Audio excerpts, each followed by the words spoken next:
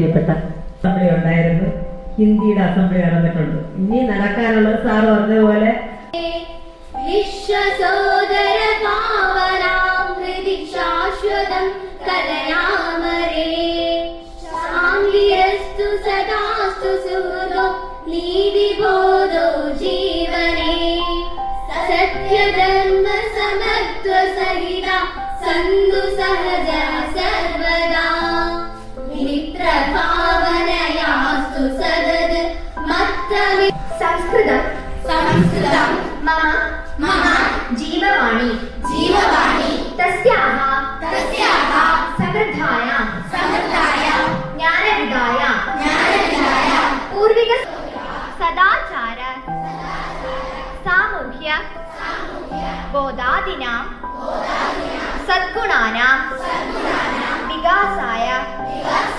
പ്രഭാവയതി.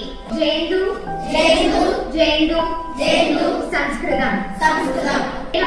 യുവാക്കളെ ഉദ്ബോധിപ്പിക്കാൻ ഉപയോഗിച്ചത് കഠിനോപനിഷത്തിലെ പ്രസിദ്ധമായ ഈ സംസ്കൃത വാക്യമാണ്.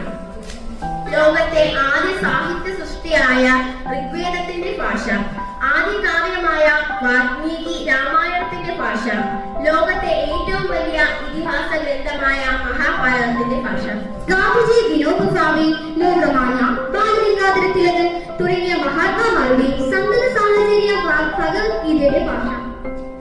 അതെ, ഒരു യഥാർത്ഥ ഭാരതീയനോ യഥാർത്ഥ പഠിതാവോ ആകാൻ കഴിയില്ല. മഹാത്മാഗാന്ധി. വന്ദേ മാതരം. ഭാരതത്തിന്റെ ദേശീയ ഗീതമായ ബങ്കിം ചന്ദ്ര ചാറ്റർജി രചിച്ച വന്ദേ മാതരത്തിന്റെ സിംഹഭാഗവും പൂർണ്ണമായും സംസ്കൃതം